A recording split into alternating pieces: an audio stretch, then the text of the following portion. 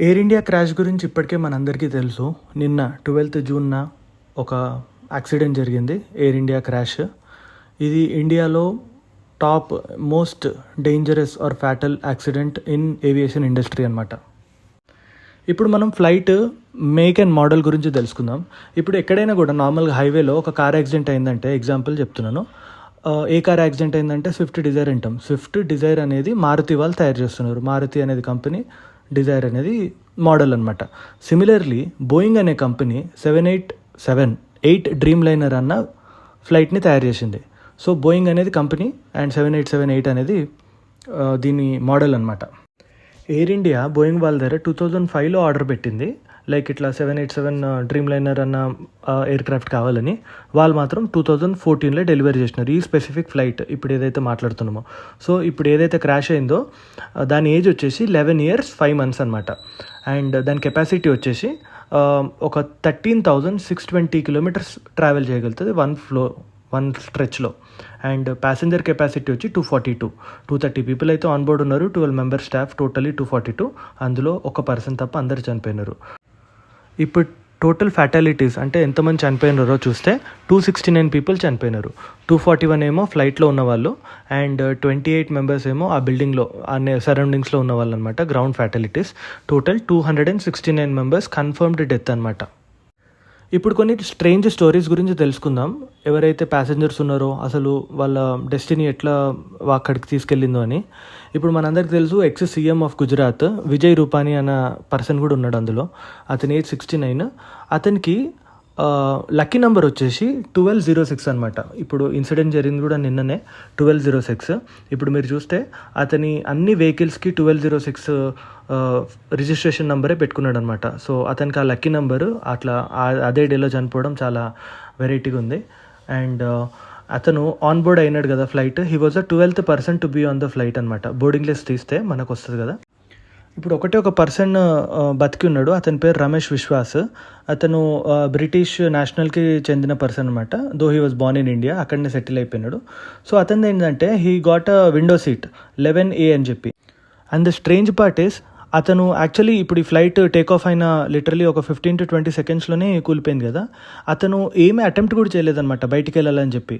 అతను ఆ బిల్డింగ్కి ఫ్లైట్ గుద్దినప్పుడు ఆ ఇంపాక్ట్ ఎట్లయిందంటే, అతను ఎగ్జిట్ సీట్లో ఉన్నప్పుడు ఆ ఎగ్జిట్ సీట్ విరిగిపోయి విత్ సీట్ ఆయన బయటపడిపోయినాడు.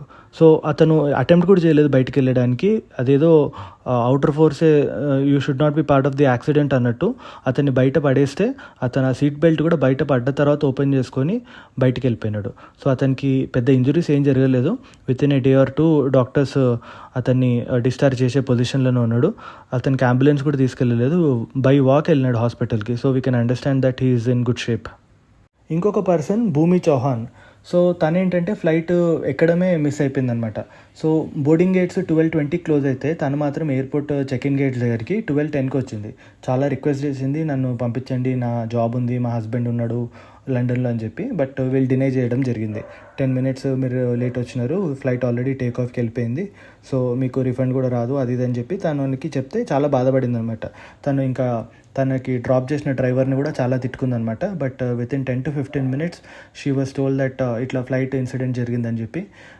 ఫస్ట్ కొంచెం బాధపడ్డా కూడా ఇప్పుడు she was very happy that తన లైఫ్ సేవ్ అయిందని. మొత్తం గణేష్జీనే తనని సేవ్ చేసిండు, కావాల్సుకున్న 10 minutes డిలే అయ్యేటట్టు చేసినాడు అని చెప్పి తను నమ్ముతుంది. ఇంకొక స్ట్రేంజ్ ఈవెంట్ ఏంటంటే, యాజ్ వి నో, బాడీస్ కూడా రికవర్ చేసే పొజిషన్లో లేదు.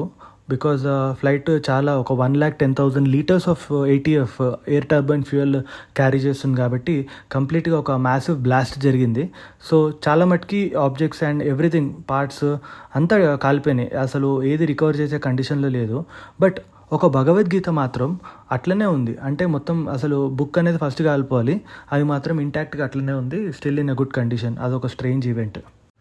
ఇంకొక పర్సన్ ఏమో అర్జున్ పటోలియా అని, యూకేలో ఉండేవాడు. అతని వైఫ్ అక్కడ భారతి చనిపోయింది.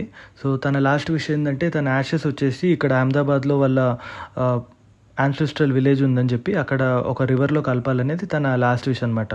ఆ ఈవెంట్ కోసం తను ఇక్కడికి వచ్చి 2 daysలో అంత కార్యక్రమం చేసుకొని వెళ్ళేటప్పుడు అతను కూడా చనిపోయినాడు. అతనికి 2 daughters ఉన్నాడు యూకేలో. సో ఇప్పుడు విత్ ఇన్ ఎ మంత్ ఆ డాటర్స్ పాపం 2 parents కోల్పోయినారు. ఇంకొక complete family, doctor Prateek and Kamini Joshi, వాళ్ళ 3 పిల్లలతోని ఇక్కడ అహ్మదాబాద్ నుంచి లండన్కి వెళ్ళి అక్కడే సెటిల్ అవుదాం అనుకున్నారు. అన్ఫార్చునేట్లీ వాళ్ళు కూడా ఈ ఈవెంట్లో చనిపోవడం జరిగింది. ఇప్పుడు ఏ కాలేజ్ బిల్డింగ్ మీదనైతే ఈ ఫ్లైట్ కొలాప్స్ అయిందో అక్కడ 28 మెంబర్స్ చనిపోవడం జరిగింది. ఎందుకంటే వాళ్ళు ఆ టైంలో లంచ్ చేస్తున్నారు కాబట్టి. బట్ ఫర్ ఎగ్జాంపుల్ ఈ ఫ్లైట్ కనుక ఒకవేళ నైట్ టైంలో జరుగుంటే ఈ డెత్ రేట్ ఇంకెక్కువ అయ్యేది అనేది ఒక ఎస్టిమేట్ చేస్తున్నారు ఆ కాలేజ్ మేనేజ్మెంట్. ఇప్పుడు ఏ ప్యాసింజర్ రమేష్ విశ్వాస్ 11A సీట్లో కూర్చున్న వ్యక్తి ఎవరైతే సర్వైవ్ అయినాడో ఒక ప్రాబబిలిటీ తీస్తే 0.6 టైమ్స్ జీరోస్ పెట్టి 1% అనమాట. That is the probability of a person surviving such a crash అనమాట. ఎందుకంటే ఇట్లాంటి క్రాషెస్ జరగడమే rare. Both the engines fail అయినాయి. దట్ ఈస్ ద రీజన్ అని చెప్పి చాలామంది అంటున్నారు. ఎందుకంటే ఒక బర్డ్ వచ్చి క్లాష్ అవ్వలేదు, అది ఆ పికప్లోనే పోయిందనమాట. ఆ టేక్ ఆఫ్లోనే ప్రాబ్లం జరిగింది. ఫ్యూయల్ కూడా ఎక్కువ ఉంది కాబట్టి వాళ్ళకి ఇనఫ్ టైం కూడా దొరకలేదు ఆ క్యాప్టెన్కి ఫ్యూయల్ కొంచెం వదిలేసి వెయిట్ తగ్గించి టేక్ ఆఫ్ చేయడానికి. ఇప్పుడు మనం ఆ వీడియోలో కూడా చూస్తే ఆ టేక్ ఆఫ్ అయ్యేటప్పుడు ఈవెన్ ఆ వింగ్స్ కూడా కంప్లీట్గా ఓపెన్ అవ్వలేదు, స్ట్రెచ్ అవ్వలేదు. సెకండ్ థింగ్ ఏంటంటే ఆ టైర్స్ ఉంటాయి కదా, అవి లోపలికి జరగలేదు. దానివల్ల ఇంకెక్కువ ఫ్రిక్షన్, ఇంకెక్కువ థ్రస్ట్ జనరేట్ అయిందనమాట. సో ఇప్పుడు coming back to this survivor, ఆ ప్రాబబిలిటీ ఎట్లా అంటే ఒక చిన్న ఎగ్జాంపుల్ తీయాలంటే 10 pounds పెట్టి మనం ఏదైతే ఒక లాటరీ టికెట్ తీసుకుంటామో దాంతో బిలియనియర్ అయ్యే ఛాన్స్ ఎంతైతే రేరో ఒక లాటరీ తీసుకుంటే ఒక పర్సన్కి, that is the probability of him surviving in such a crash. మళ్ళీ coming back to the model and maker, ఈ బోయింగ్ వాళ్ళు ఏదైతే ఉందో ఆ సీఈఓ పైన కూడా చాలా పెద్ద అలిగేషన్స్ 2016 నుంచి జరుగుతున్నాయి అనమాట. ఎందుకంటే ఎక్కువ మటుకి ఏవియేషన్ ఇండస్ట్రీస్లో జరిగిన యాక్సిడెంట్స్ అన్నీ కూడా బోయింగ్ ఫ్లైట్స్కి సంబంధించినవి. దో ఐ అండర్స్టాండ్ ఈ పర్టికులర్ మోడల్ 787 అనేది first time in the history to collapse. But వేరే మోడల్స్ ఆఫ్ బోయింగే ఎక్కువ యాక్సిడెంట్స్లో జరిగినాయి అనమాట. నెట్ఫ్లిక్స్లో ఆల్రెడీ బోయింగ్ పైన ఒక డాక్యుమెంటరీ కూడా ఉంది.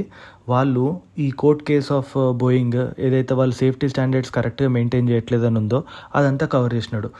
ఇంకోటి బోయింగ్లో నుంచి ఒక ఎంప్లాయీ విజిల్ బ్లోయింగ్ కూడా చేసినాడు. విజిల్ బ్లోయింగ్ అంటే ఇంటర్నల్గా ఏదైనా ప్రాబ్లమ్స్ ఉంటే ఆ ఎంప్లాయీ బయటకు వచ్చి ఈ కంపెనీ కరెక్ట్గా పనిచేయట్లేదని మీడియాకి చెప్పడం అనమాట.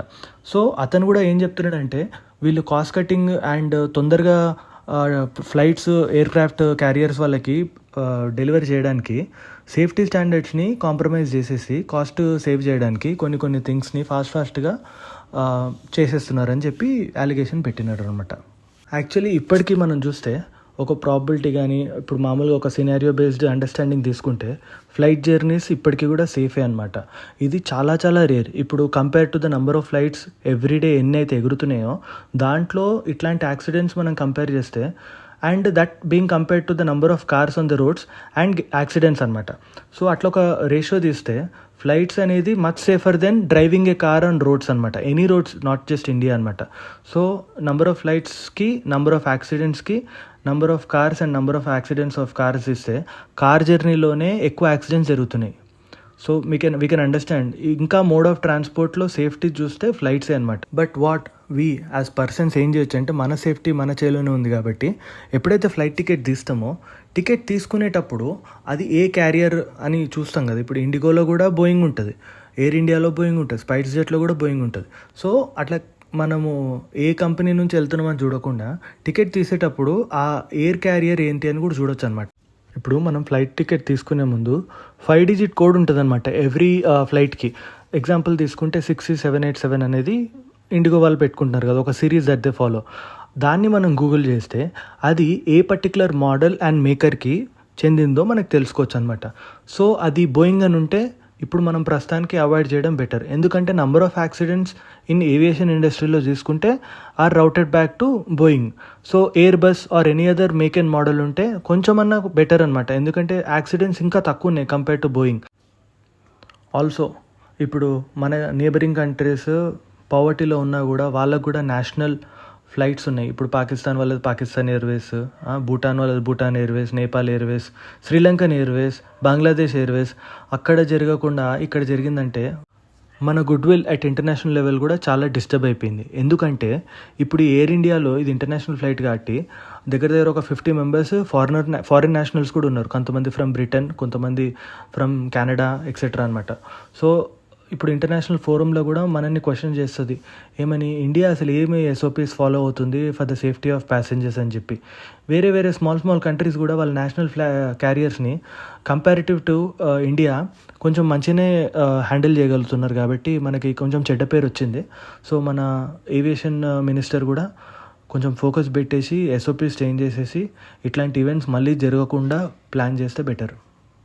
ఇప్పుడైతే ప్రస్తుతానికి Tata group Air India manage చేస్తుంది కాబట్టి every person who suffered in this ఇన్సిడెంట్కి 1 crore డిక్లేర్ చేసినారు. బట్ ఇట్లా ఆఫ్టర్ ద ఇన్సిడెంట్ వాళ్ళు వచ్చేసి వాళ్ళకి ఏదో ఫైనాన్షియల్ సపోర్ట్ ఇచ్చే బదులు ఇలాంటి ఇన్సిడెంట్స్ మళ్ళీ జరగకుండా కూడా అక్కడ కూడా కొన్ని ఫండ్స్ ఇన్వెస్ట్ చేసేసి ఏదైతే వాళ్ళ దగ్గర క్యారియర్స్ కానీ వాళ్ళ దగ్గర మోడల్స్ కానీ ఉన్నాయో దానికి తగిన మెయింటెనెన్స్ అండ్ రిపేర్స్ చేసేసి మెయింటైన్ చేస్తే బెటర్ ఉంటుంది. ఫైనలీ ఎయిర్ ఇండియా అనే క్యారియర్ ఏదైతుందో అది ముంబైలో 1932లో టాటా గ్రూపే ఎస్టాబ్లిష్ చేసింది. బట్ అగైన్ 1952లో ఇండియన్ గవర్నమెంట్ నేషనలైజ్ చేసింది. ఎందుకంటే జస్ట్ లైక్ రైల్వేస్ అప్పుడున్న గవర్నమెంట్ ఏమనుకుందంటే ఎయిర్వేస్ కూడా కంప్లీట్ గవర్నమెంట్ కంట్రోల్లో ఉండడమే బెటర్ అని చెప్పి. సో 20 years ఇనీషియల్గా వాళ్ళు సెటప్ చేసినప్పుడు టాటా గ్రూప్ కింద ఉండే, మళ్ళీ 1952లో గవర్నమెంట్ వచ్చి తీసుకుంది. కంప్లీట్ లాసెస్లోకి వెళ్ళిపోయింది 2000 వచ్చేవరకు. సో వాళ్ళు డ్రాగ్ చేసి మన సెంటర్ బడ్జెట్ నుంచి రివైవ్ చేసుకుంటూ వచ్చినారు. బట్ ఇక బీజేపీ గవర్నమెంట్ ఇలాంటి రివైవ్మెంట్ చేయడం నచ్చక 2022 జనవరిలో రతన్ టాటా అలైవ్ ఉన్నప్పుడే మళ్ళీ టాటా గ్రూప్ కిందకి వెళ్ళిపోయింది ఎయిర్ ఇండియా. ఇప్పుడు 787 డ్రీమ్ లైనర్ అన్న మోడల్ ఏదైతుందో టోటల్గా 1100 యూనిట్స్ ఉన్నాయన్నమాట, సర్వీస్ గ్లోబలీ అవుతున్నాయి. అయితే ఈ 1100 యూనిట్స్లో ఒక యాక్సిడెంట్ జరిగింది విచ్ ఇస్ ఎయిర్ ఇండియాదనమాట.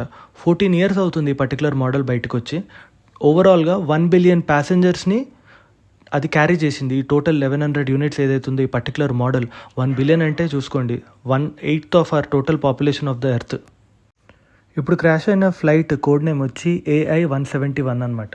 సో అది జస్ట్ 33 seconds టేక్ ఆఫ్ అయిన టైంలోనే క్రాష్ అయిపోయింది.